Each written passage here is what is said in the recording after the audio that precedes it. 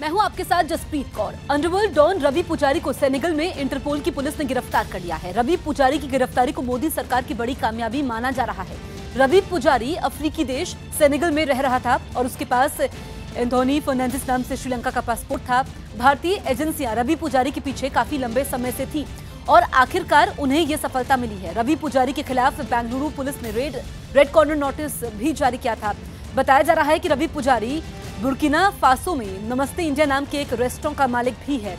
15 साल से फरार चल रहे रवि पुजारी पर फिरौती, हत्या, ब्लैकमेलिंग और धोखाधड़ी के कई मामले दर्ज हैं। आशीष सिंह हमारे सहयोगी फोन लाइन पर मौजूद हैं। आशीष, ये बड़ी कामयाबी है भारतीय सुरक्षा एजेंसियों के लिए। जी बिल्कुल, ये कहीं ना कहीं सबसे बड़ी कामयाबी मानी जा रही है भारतीय सुरक्षा एजेंसियों के लिए, क्योंकि रवि पुजारी को काफी लंबे समय से जो है वो ट्रैक कर रही थी भारतीय जांच एजेंसियां। भारत में उसके खिलाफ कई एक्सटॉर्शन के मामले दर्ज हैं, हत्या के मामले दर्ज हैं, फिरौती के मामले दर्ज हैं, किडनैपिंग के मामले दर्ज हैं, जिसमें वो वांटेड है। मुंबई, गुजरात, बेंगलोर में भी जो है उसके ऊपर मकोका के तहत जो है कई मामले चल रहे हैं। ऐसे में जो है बेंगलोर पुलिस की तरफ से रेड कॉर्नर नोटिस इशू किया गया हुआ था, जिसके बाद इंटरपोल ने जो है DIC यानी क्रिमिनल इन्वेस्टिगेशन विंग के साथ मिलकर आखिरकार उसे उस वक्त धर दबोचा जब वो वहां पर ऑस्ट्रेलिया से पहुंचकर छिपा हुआ था, महाराजा होटल करके वहां पे चला रहा था और एक अपनी नई आइडेंटिटी के साथ जो है अंडरग्राउंड हुआ था। लेकिन आखिरकार 22 तारीख को ही 22 अगस्त को ही 22 जनवरी को ही उसे गिरफ्तार किया गया और आखिरकार 26 जनवरी को जो है भारतीय जांच एजेंसियों को वह जो है इसकी जानकारी दी गई। अब इस मामले में भारतीय जांच एजेंसियां जो है वो एक एक्स्ट्राडिशन ट्रीटी की जो प्रोसीजर है उसे फॉलो करते हुए उसकी स्टडी लेने की तैयारी में जुटी। बिल्कुल आशीष, आप नजर बनाए रखिए, अपडेट लेंगे। फिलहाल शुक्रिया।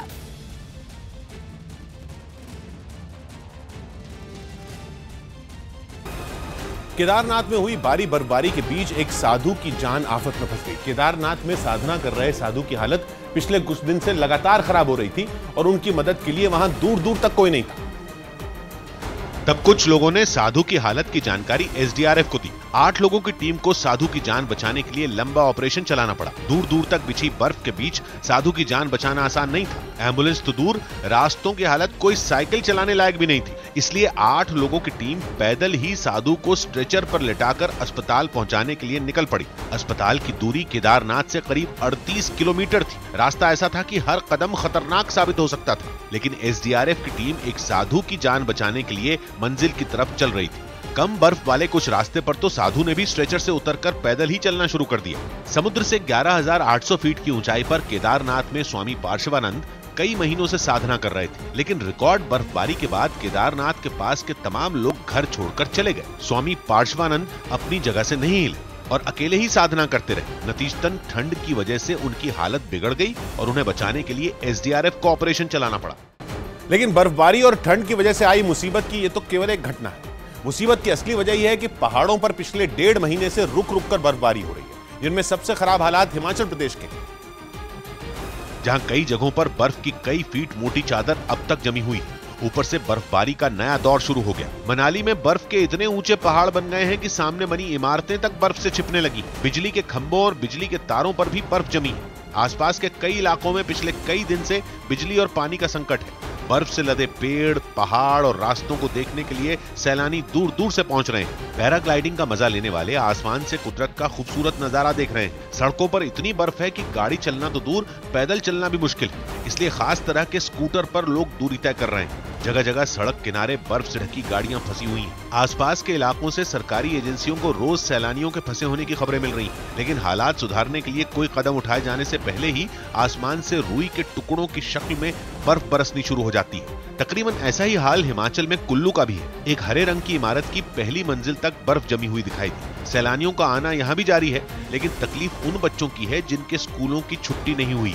कड़ाके की ठंड और बर्फ से ढके रास्तों से होते हुए बच्चों को स्कूल पहुंचना पड़ रहा है। लेकिन जम्मू कश्मीर में बर्फबारी के साथ बारिश भी शुरू हो गई है। लोगों का घरों से बाहर तक निकलना मुश्किल हो गया है। श्रीनगर में भी घंटों तक बारिश हुई।